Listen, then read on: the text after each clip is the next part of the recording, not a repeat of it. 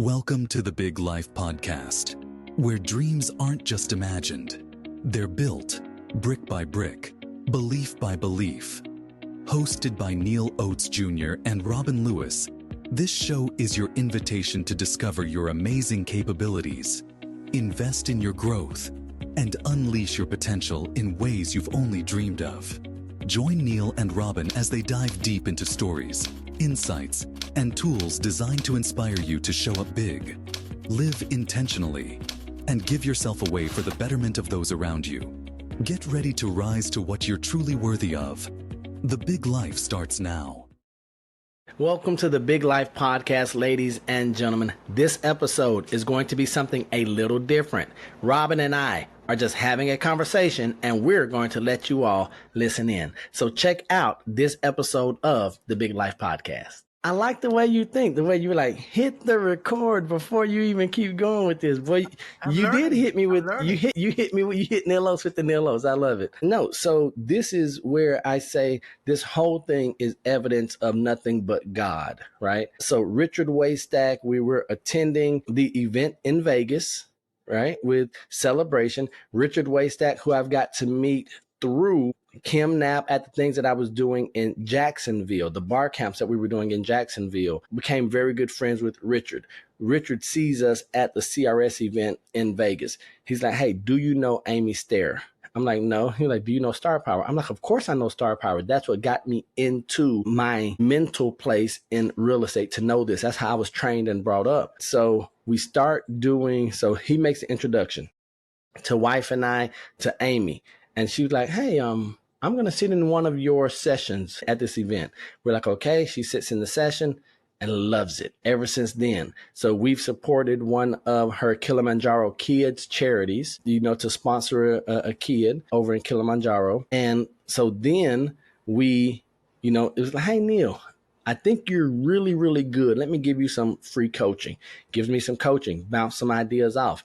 And she was like, yeah, you're good at real estate, but that's not your space, right? Like, yeah, you do it. You're good at it. I'm like, I know, I don't want to do real estate, right? I want to help and share and pour into people. She was like, absolutely. So that's where the confidence came. Even more of the confidence came with the World Renowned Coaching and Consulting. And then, so yesterday, as we are doing, Amy's plan was, Neal, as soon as she found out about the book, hadn't read anything about the book, she knew the title, and she was like, you're going to be a keynote speaker in Salt Lake City. I was like, Amy, did you hear the title of the book? She was like, absolutely. She was like, I know you, though. I know what, I don't know what's in the book, but I know what's in you. And if you take what's in you and put it between the covers, we're going to be good. And so that's what happened. She was one of the early readers like yourself who read the book, and she was like, yeah, we're doing this. And then it was not my plan. It was Amy's idea to wait to announce that I was going to be a keynote speaker until yesterday when the book released. And so once it rolled out and it hit the bestseller status, I let Amy know. She's like, Neal, we're about to drop the announcement right now. So they send out the email to everyone that's in the Star Power Network, hundreds of the top agents in the country. And then, of course, I do my piece on social media, like, hey, it keeps getting better. Like, God is winning. God is showing you guys what happens when you're faithful, when you're diligent, when you're praying, when you're committed and obedient. And would you know, wife and I, we go to dinner last night. As we're leaving dinner, I see a phone number. It is the phone number of the guy that gave me my start in real estate. I saw the number, and I remember his number because I was giving his number out and answering his phone for 8.5 years. So I don't have his name in my phone, but I looked at it. I went like this. I said, there's no way. He leaves me a voicemail. Hey, man, congratulations. I see you doing a lot. I'm here in Vegas at this event. When I come back, let's have lunch. I think I saw your name on a Star Power thing. What's that about? Right? And so he introduced me to Star Power because as he and his partner are doing business, they don't have time to just train me in everything. So we had the CDs and the cassettes where it was, hey, You want to know about real estate? Listen to the Crockett team, listen to David Benton, listen to these people. And so I'm listening to them, not knowing that 17 years later, I'm going to be seeing these people. I'm sitting front row recording the Star Power stars, Sam Miller, and all of these people that helped me get into the industry. And so when I say that Amy doing that yesterday, and then me getting that phone call from my mentor, the guy that gave me the start in the industry, that's one of those things where you sit back and like, man, God, I had no idea. Like you can't, the best director couldn't direct a script. The best writer couldn't write a script better than what God has written. And when I say that, it is exciting, scary at the same time, because once again, when God starts answering prayers, it's one of those things where I know the size of the prayers that I've prayed. And I'm like, man, God, if you could do this like it's nothing, right? All of this happened in, I'm going to say in one day. Now, it didn't happen in one day, but we saw a glimpse of his power, his greatness, his authority in one day, in a matter of hours. And I'm sitting here and I'm like, okay, well, the other stuff I prayed for, I've really got to make sure that I'm ready for it, because he's ready to give it. I've got to make sure I'm ready for it, because it could be so big that it just blows my mind. Wow. And it feels like, even though me knowing that it wasn't a suddenly, that I did my part and I did work and I did do what God told me to do and be obedient in the face of adversity and doubt and fear and lack of support, it felt like a suddenly yesterday, because things just were happening so fast. Even the stuff that I knew was happening, like I knew I was a keynote speaker, but knowing it and then having it being shared with the world, and Yes. then having the world acknowledge it is different. Yes, yes. Wow, that's so powerful. I know you're a Napoleon Hill fan, or Henry David Thoreau, which is one of my favorite quotes. I know you know it, but I want to ask you, because to me it feels like this is it right here. If one advances confidently Come in on, sir. the direction of their dreams and endeavors to live the life that he has imagined, he will meet with success unexpected in the common hour. Robin, I'm sitting here, and here's what's wild. I continue to preach, and I was talking to my agents this week. Hey, we just have to master the mundane. Just be consistent, keep your head down. It's not the sexy stuff. Make sure your integrity is locked in, that you keep your word with yourself. If you keep your word with yourself, it's going to be easy to keep your word with others. If you do the boring stuff behind the scenes, like I continue to say, for 8.5 years, no one knew who I was other than my name at the bottom of an email signature, right? Because I was behind the scenes doing this work. But now I sit back and I look at how much I know about contracts. We were looking at 20 or 30 contracts a day, right? So I know how the as is and the crisp contract look and work. I found out what good negotiation versus bad negotiation, because I was a witness to so many of them. I know what good property and conversation and all that looks like. But it was me just being in university for 8.5 years behind the scenes. And then it's now people are like, hey, wait, where did you come from? Um, okay, are you the guy? But then when I say certain things, right, you could tell the room that you're in when you say a few things and people say, hold on, are you, do you know this? I'm like, absolutely. How do you know that? This. Then all of a sudden, a different switch hits for them. And they say, oh, so you're not like everyone else. You understand at a higher level. And so that has been exciting to me. Also, on the flip side, I was talking to one of my friends, and the wife knows this. There are some people that you just think are going to help and be on your side and support. And so far, they've just been silent, right? And I know that everyone has life going on, but, and you know, we always say, especially as we're going through books and on the podcast, that with the exception of one person, the world does not revolve around us, right? And so that's something that I'm having to mature in and say, okay, well, there could be a very valid and good reason why I have not heard or seen the support from them.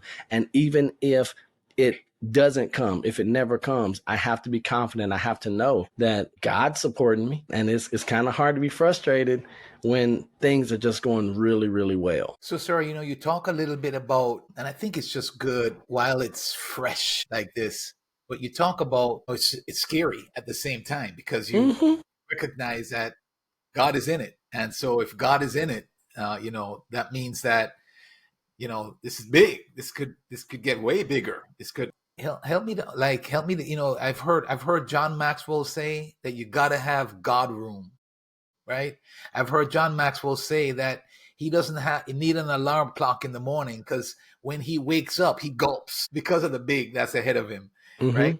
So in other words, it's scary. How can you kind of describe that? Describe what you are actually. So you have something successful now, right? Mm-hmm. Best-selling author, keynote doing the keynote that for a company that you started your roots in, that is, in terms of training, that you're now the one that other people are going to be listening to. You're Right. providing the training. So I mean, you're experiencing success, right? Just those two Mm-hmm. things alone, and there's a whole lot more. But yet, you also are a little bit scared. Yeah. So the first thing that is forcing me to do is to go in and study more, right? Because anytime, and this is where I know that God doesn't need me, but He uses me, and I want to make sure that I am being used to the best of my ability, and that I don't want God's reputation to take a hit because I was not prepared, right? And so this is where I always say that, hey, I know I put a lot on God because I'm like, hey, this is not for me. This is, if it's going to happen, it has to be God. Well, God is like, hey, son, I'm doing my part. Now, when they look at you, they need to see me. And so the amount of preparation that has gone into it recently, especially yesterday. And here's what's wild. My book, right? Okay, my book, but I'm going in and I am highlighting. I'm going in and studying my book again, making sure that I really am holding firm, that I know this stuff as well as I did when I wrote. So if we're going to be studying Dr. Maxwell, then I have to study the things that I wrote if I really believe it's going to make an impact. And yesterday alerted me to the fact, hey, you're going to be in front of more people than you ever thought possible. You better know your stuff, kid. And so I went in and I'm highlighted. Now, wife, of course, we have two different opinions when it comes to books. My best friends are this right here and this right here when it comes to books. I have a green pen. I always make sure I write in green. Green is the color of growth, prosperity, money. And then I have my highlighter. If my wife sees me near any of her books, I better not have a pen or a highlighter because she is like, books are not to be written in. They are not to be highlighted. Me, on the other hand, I'm highlighting, I'm making notes, coming back, Mark it and up. mark it up, right? So I look at every book as a workbook. And so I've gotten to dive in. And actually, here's something that I am most nervous and excited about is that in 2 weeks, I'm going to be leading a book study. I'm part of a book club, the Men Seeking Wisdom book club. We just finished When God Winks by Squire Rushnell. And so that was a great book. We're taking this Sunday off. Next Sunday, we start on the affluent Negroes. And I am leading the book study, and the guys are excited. And they're like, oh, Yeah. man, we can't wait to get this book. And now that they have it, they're like, oh, we're diving in, and we can't wait to see what the author put in the book, but we also can't wait to see why he thought this was important and what he left out of the book that he couldn't get inside of those 30,000 words. And so that's another reason why I'm diving in. And then we've got some bonus material that we're going to be recording. We've got the Affluence in Action workshop that we're going to be doing on, I believe it's March 3rd, for those who purchased the pre-order of the book. And we'll be announcing all of that in the next couple of weeks, or next couple of days, I should say. And it is really forcing me and encouraging me and making me be the person that I say I am in that book. And while I know I'm that guy most of the time, now it's right here and it's in front of me. And I want to make sure that I hold up my end of the bargain. Wow. So what jumps out at you? So first of all, let me just say, so reminder, when God winks, it just coincidentally are doing that book just around the time when your book is coming out, and coincidentally the book is coming out on the day of your wife's birthday. Right. And now coincidentally, God is winking as your book is actually, wow, the book that you guys are going to be studying as a group. And so real quick, Robert, the guys, they're a lot like you, right? So when the moment I announced the release date, they were like, "Oh, that's our next book." I said, "Hold on, wait a minute.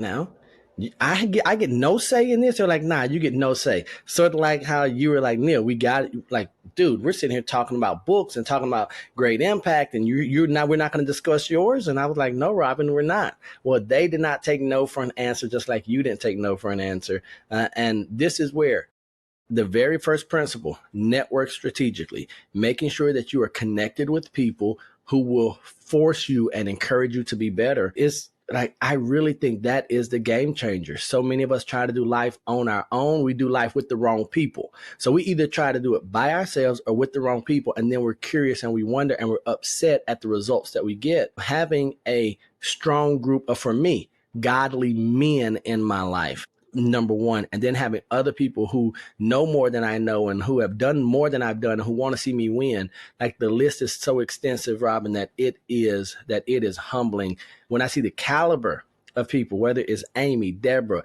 Teresa, John, you, Fremo, Jerome.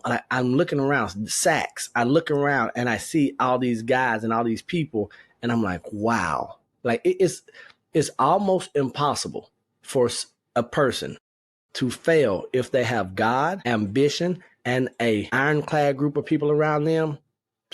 It's hard to fail. So maybe just say those three again: God, God, ambition, ambition.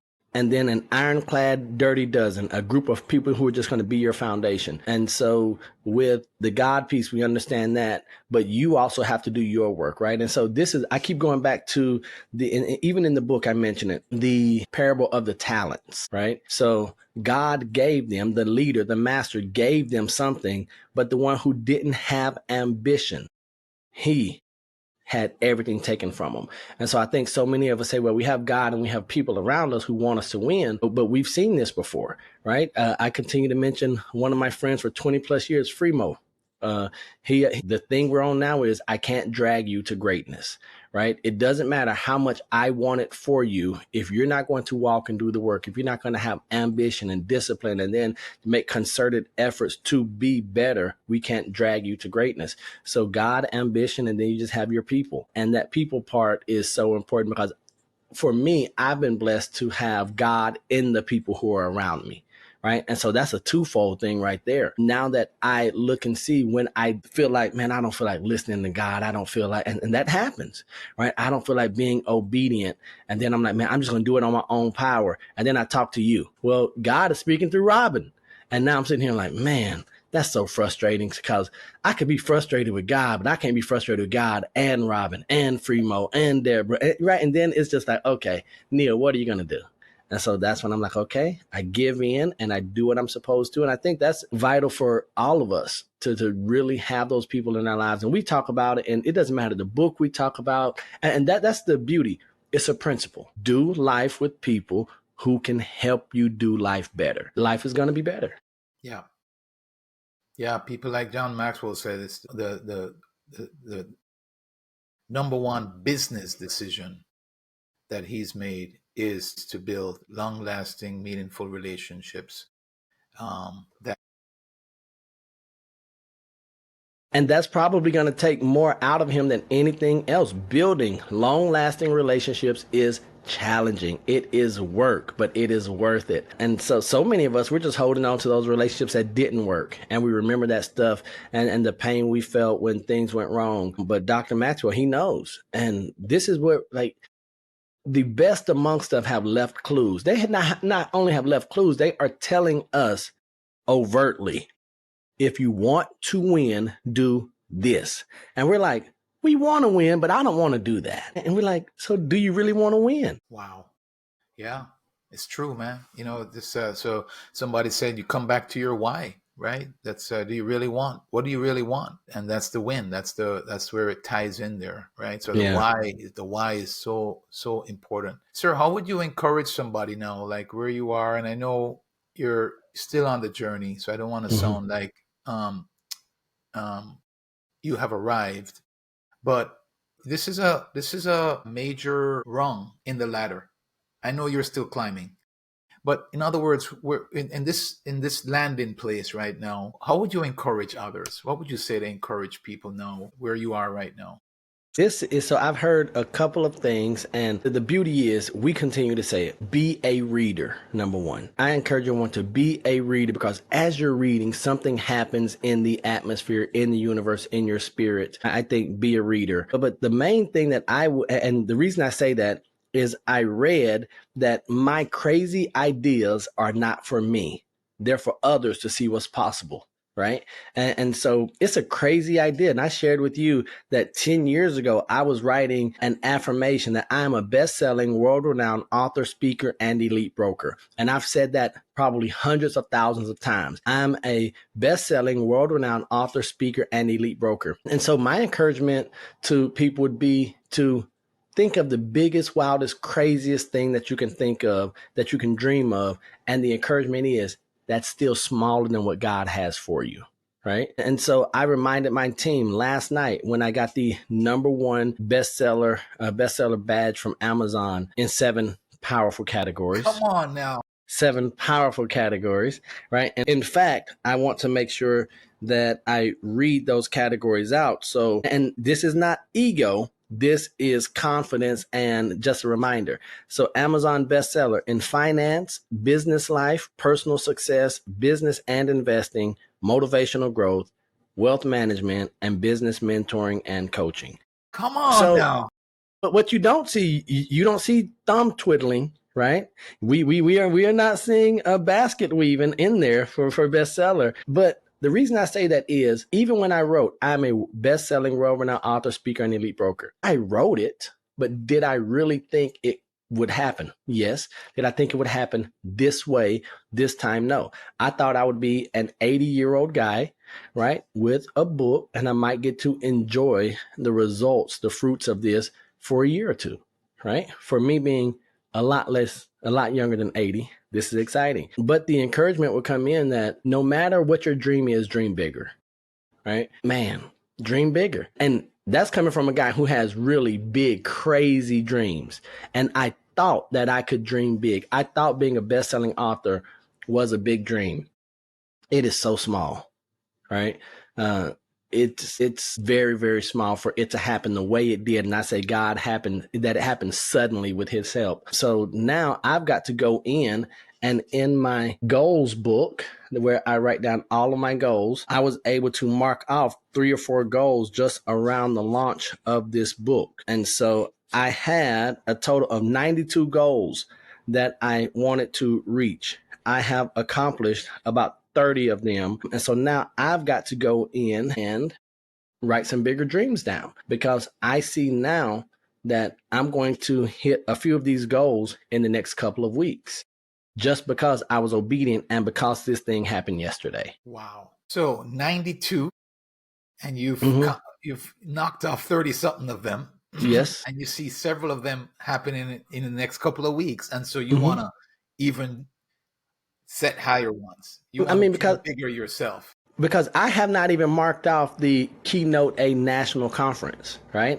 Because that's not happening until July. So I know that when July comes, that one's gone. There are a couple others, right? For instance, I want to be Florida Realtor Educator of the Year. And here's what's wild. I was a national instructor of the year. I've been my local instructor of the year, but I haven't been the state educator of the year. So that's something that I want. And the reason I want it, and I want it to be clear if this is ever played back and if someone ever listens to this, I want it to be clear why I want this. I just really want people to see what's possible when you pray, when you're obedient, and when you have the right people in your life, right? If you follow God and if you're obedient to what he says, I just believe that we are supposed to be trailblazers.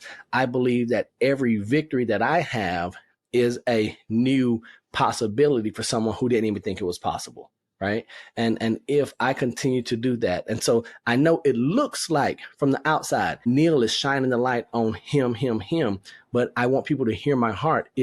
I want you to see what's possible what happened for me so you know what's possible for you. Because you and I know, we know that God is no respecter of person. It doesn't matter how high you are, how low you are. God loves you. You're his son or daughter, and he wants what's best for you. There are people who know me, Robin, who are going to say, there's no way that he could do this. It has to be something bigger than him. And that's what I want. Right. And even when I want to have a history, a foundation of, man, whether it was him getting a free coffee, he was saying, man, praise be to God, right? Or if he's getting that really big $66 million thing that I'm planning for, that I've been praying for, they're like, man, it has to be God. To those things, that prayers that you know, personal prayers that we're praying for, I want them to say, it has to be God, right? Because I just believe that that's the piece. That's the part that if people start trying to say, well, how did this turn into this? They're going to try to rationalize, but then I want them to say there has to be something that we can't understand, something we can't explain. And that one thing is going to be that God in the middle. Wow. Amen to that, brother. Wow. And that's, that is something that, I think you're going to get the opportunity to share, like you're going to get the opportunity to share your faith. Yeah. Yeah. There is something that happens, I think, when you have gained people's respect, that the message that you share is a little bit more concrete. It's a little bit more meaningful. People listen, and I think, so to hear you say that today, I believe that that's a message you are going to get the opportunity to share more and more, and it's going to be meaningful. It's going to impact people's lives. I know your faith, and I believe what you're saying to be true, but there is something that happens when you are living your faith, and it is happening, that multiplies that even more, the impact of that. So on Sunday, I got chastised by some of my guys in my prayer partners group, Robin. So we meet with our lead pastor. We pray with him in the morning. And one of the guys, well, a few of them are really close friends. And I had given them, one of them purchased the book. One of them is like a father figure mentor guy. So I gave him a book and he's been reading it. They're like, Neal, this is good stuff. Well, one of the guys is sitting next to me was like, Neal, well, there's a guy between us. He's like, I love the book. He says, fantastic job. What you did with that is nothing short of brilliant. And the guy that's in between, he was like, what book is this? And I look at the first guy and I'm like, man, why did you do that? Right. And he was like, Pastor Neal's book. And he says, Pastor Neal, you wrote a book and you ain't share it with the group. I'm like, shh, would you be quiet? Right. And so then I make sure that I give Phil a copy of the book. And he was like, why aren't you telling? He was like, man, this is awesome. And besides one, the title, The Affluent Negroes, right? But then I was telling him, it's one thing if the world thinks that you suck. Like we could deal with external people just think, oh, he's trash, he's garbage. But then when your friends read it and be like, oh, you're horrible. This was the worst book I've ever read. It cuts different. But the real reason I have not even shared it with many people at our church, our campus pastor, he's gotten it, he's read it, and he's like, Neal, this is some great stuff, was because of the audience, right? So yes, as a Christian, as a believer, I love other Christians. I root for them, but this is not for them. Right? This is for my audience that I already have, the business world, especially the minorities in the business world. If I can give them medicine that tastes like candy, if I might be the first exposure to they have to love, to belief, to self-confidence, to these ideas that we as Christians are already supposed to have because they all have biblical foundations and roots. If I can use my business prowess, the trust and respect that they have for me in the secular world to open up their minds just a little bit. And then for them to say, well, I don't know if I believe all of this stuff, but I want prosperity. I want material wealth. I'll try this stuff out. And then if they just start to come around, because the beauty is, it's simple. I want it easy enough for the layperson, for everyday people like myself to understand, but it's so simple that you're going to have to go back and implement and practice these steps over and over. And you're going to have to open up the book and you want the principle, but you've got to read the scripture that the principle references. right? And so that's where, and Robin, this is not the book that I wanted to write. This is not the one that my head wanted to write. Neal Oates wanted to write the money book that was going to attract everyone and that I knew in my limited knowledge would shoot up and be a bestseller. And for God to say, do it my way. If you do it my way, let's just see what happens. And I'm blown away, dude. I am blown away. Wow. Yeah, a couple of things. Real quick, remind me, what was the difference, your way versus God's way, in terms of the book? Okay, Just so highlight some of the things. So the first one was, I'm not going to share the title because that book is coming, ladies and gentlemen. But the whole thing it was not biblically based, the foundation. So this is where people like you and Amy had, because you all saw the first read of some stuff and y'all were like, oh, that's good. And I was convicted. So the first thing, the idea, the overarching idea was the same, but I was afraid to mention the source.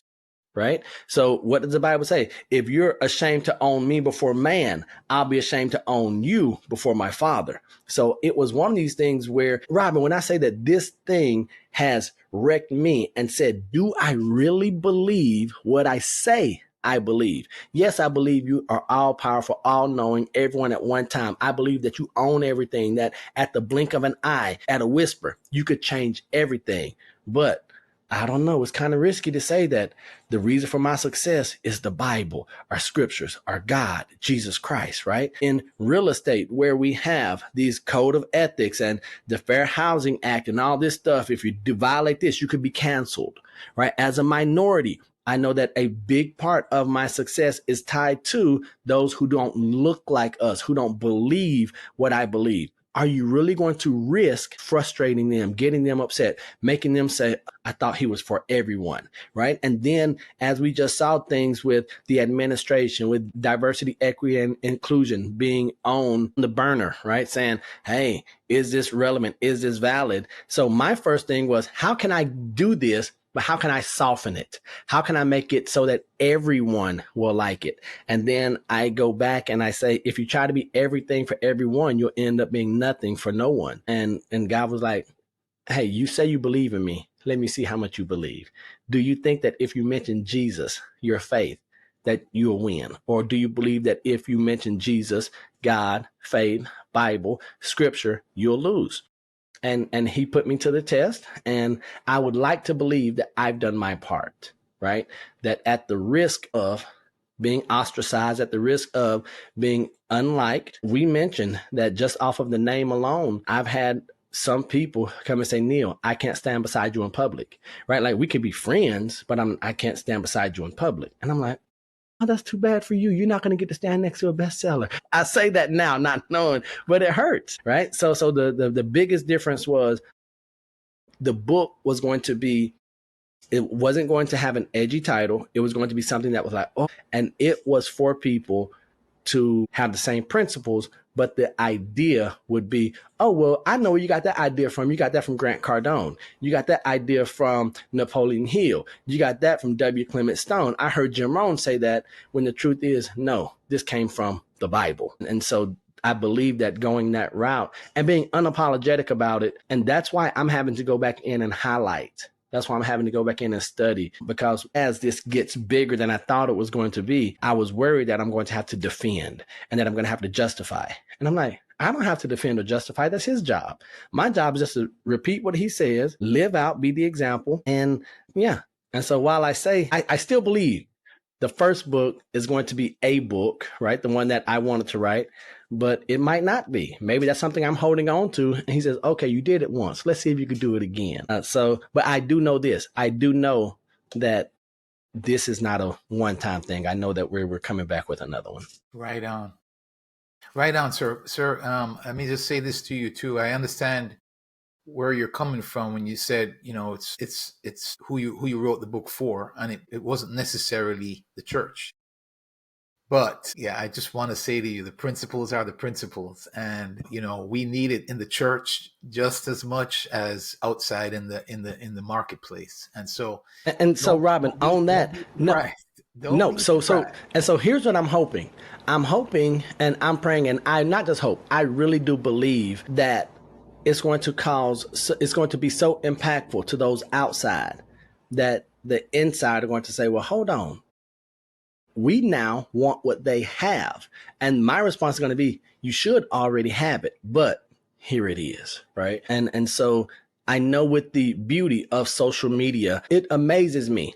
I know that we're connected on all social platforms. So you were just getting inundated with stuff. And then you being my boy, I'm just tagging you in everything, right? And you're like, okay, here, here, here, here. For many people, yesterday was the first time that they even knew or it came across their eyes, right? And so that's something that's exciting for me because now I know that when we go back to church this week, the conversations can be different, right? And so I think that's the beauty of the way that this has been orchestrated by the team, but then also by God. And so one thing I do want to say, man, that Transcendent Publishing, for them to be some believers over there and to have a title like Transcendent Publishing and for them to support the work, and for the ladies that I've dealt with, that when they read the manuscript and then them giving me feedback and pointers and giving me advice from the position of a believer. Come on, man.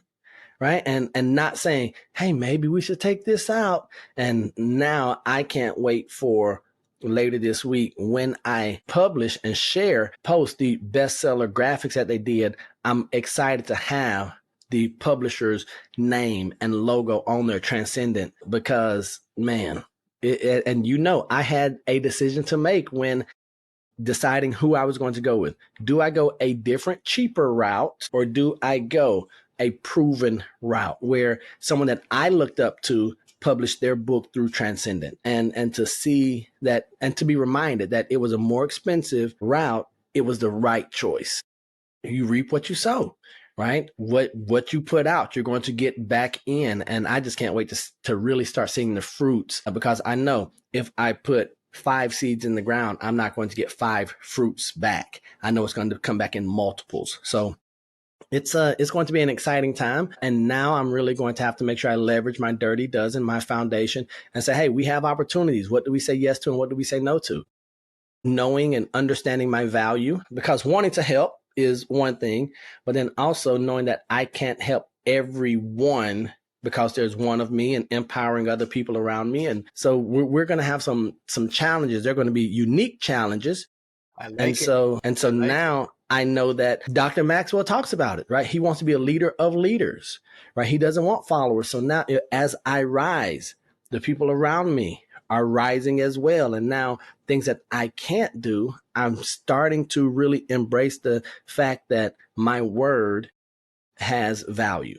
So now if I say, hey, I can't, but here's who can, and giving someone the same opportunity that people gave me, opening that door and say, have you considered this person? I believe that they would be a good fit. And even doing some of the Black Affluent Summits that we have planned, and having speakers who are going to talk about finance, insurance, branding. That's going to be something that, remember, I was thinking the Black Affluent Summits 7 or 8 years ago. I didn't know how it was going to happen. And now I'm starting to see little pieces, and I have in my book here the map of how things shape out or shape up. And it's challenging, but it keeps me busy every day. And I wake up, as you mentioned, Dr. Maxwell, I wake up and I am ready to go. And sometimes I have to say, hey, okay, hold on, slow down.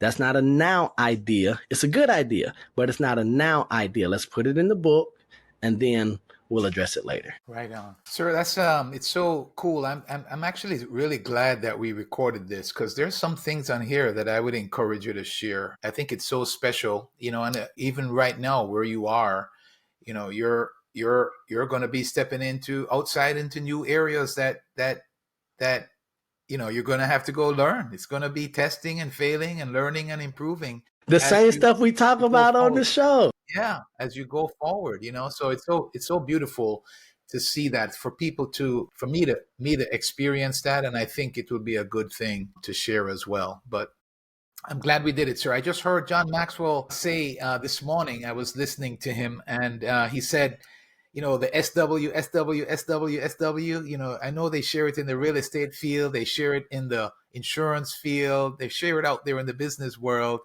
Some will, Some won't. So what? Someone is waiting, and that's what I hear. That theme kind of comes through as I hear your story.